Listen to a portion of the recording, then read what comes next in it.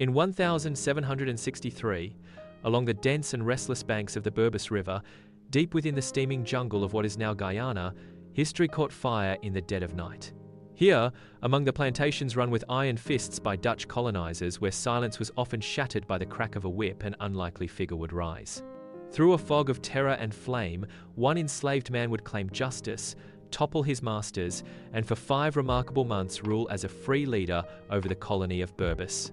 His name was Cuffy, and his rebellion was both a spectacle of brutal liberation and a bitter struggle for the soul of a new society. Life in Berbice, in the mid-18th century, was the definition of hardship and oppression.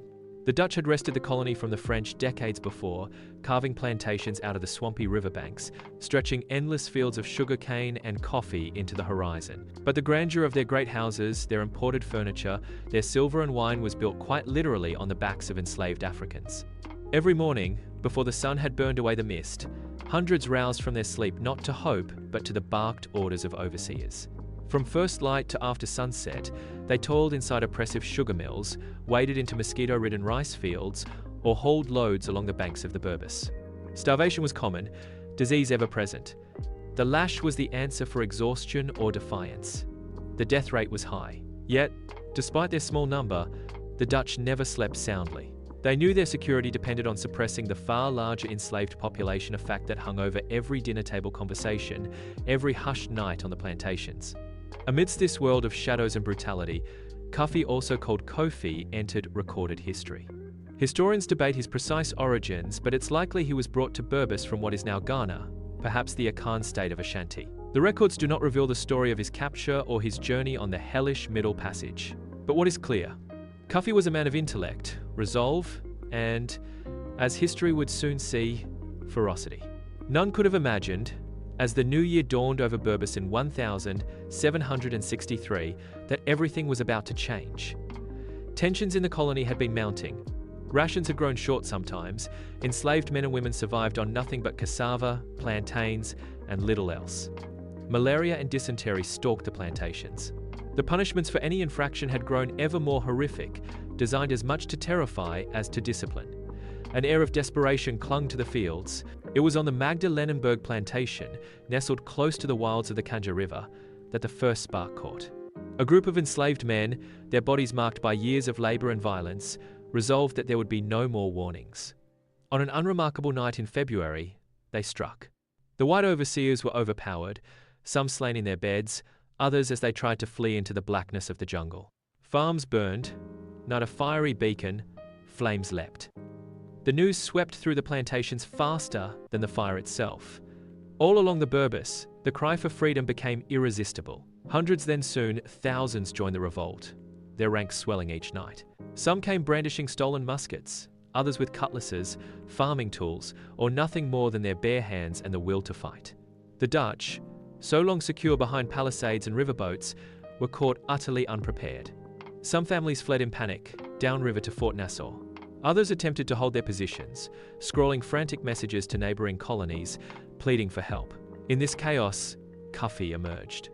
It is not clear from the records precisely how he came to lead, whether by acclaim or by his own force of will. But lead he did. He proved to be a commander and organizer. He forged the swelling mass of rebels into a disciplined force. With quiet authority, he listened, gave orders, and most remarkable of all, articulated a vision for something wholly new. Cuffy was no mere avenger. Now surrounded by his closest allies, men and women like Akhan, his strongest captain, and Atta, his trusted lieutenant, he began to shape the rebellion into a movement not just against the Dutch, but for freedom itself. His strategy was at once audacious and calculated. Instead of simply slaughtering every settler and burning every plantation, he instead opened lines of negotiation with the Dutch themselves. Declaring himself governor of Berbice, Cuffy penned letters to the Dutch commander, Governor van Hugenheim. His request was unprecedented. Cuffy promised peace and end to the fighting if the colony were divided between the Dutch and his own people. The east side of the Berbice River would remain to the colonists. The west to be governed and farmed by the former slaves and their new leaders. The Dutch were dumbfounded. But not every rebel shared Cuffy's vision of a negotiated peace. Akhan, fierce and uncompromising, argued for the continuation of war until every foreigner was expelled and the last traces of slavery wiped away. Some of the newly liberated too hungered for vengeance after generations of oppression.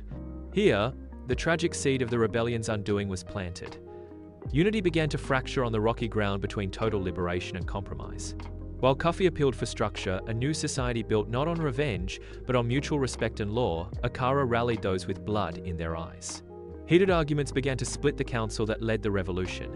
Rebels argued by torchlight, voices raised, hands on weapons. Meanwhile, the Dutch, who had retreated to their stronghold at Fort Nassau, were neither idle nor resigned.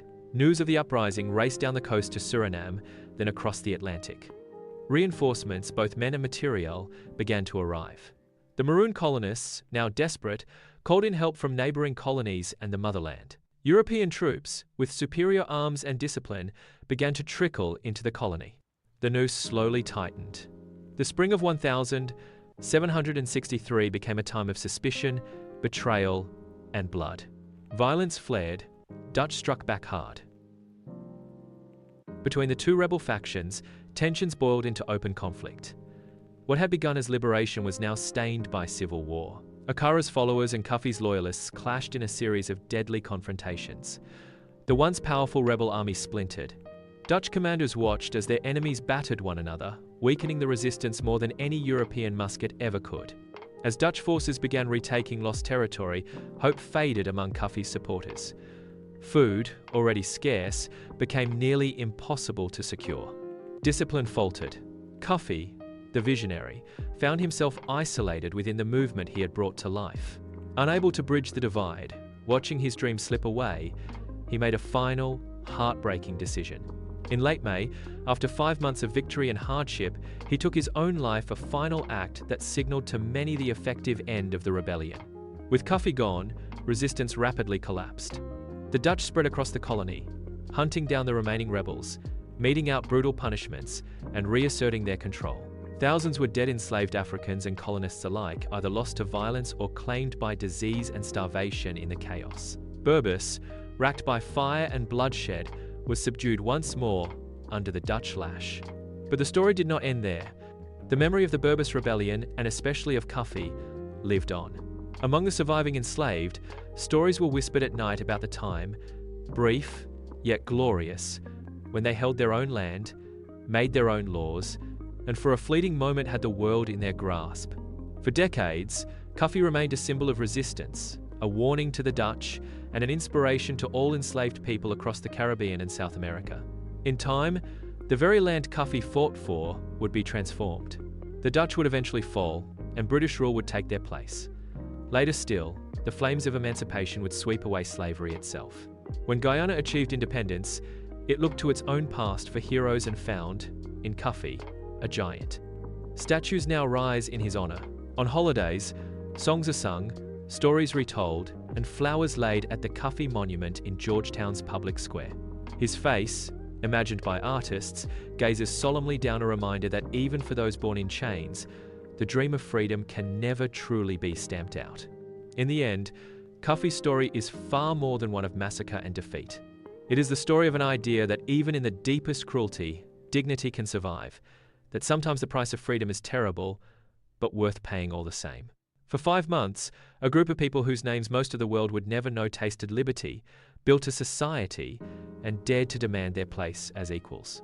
Though they were crushed, the world would never be the same. Cuffy's flame, fanned into life on the banks of the Berbice, would become a beacon for those who would follow. If you found this story as stirring as we did, don't forget to hit that like button and share this video. Has history remembered Cuffy as he truly was a freedom fighter, a visionary leader, or perhaps something far more complex? Let us know your thoughts in the comments and join us as we continue to uncover more stories like this one, stories of courage, tragedy, and the indomitable will for justice.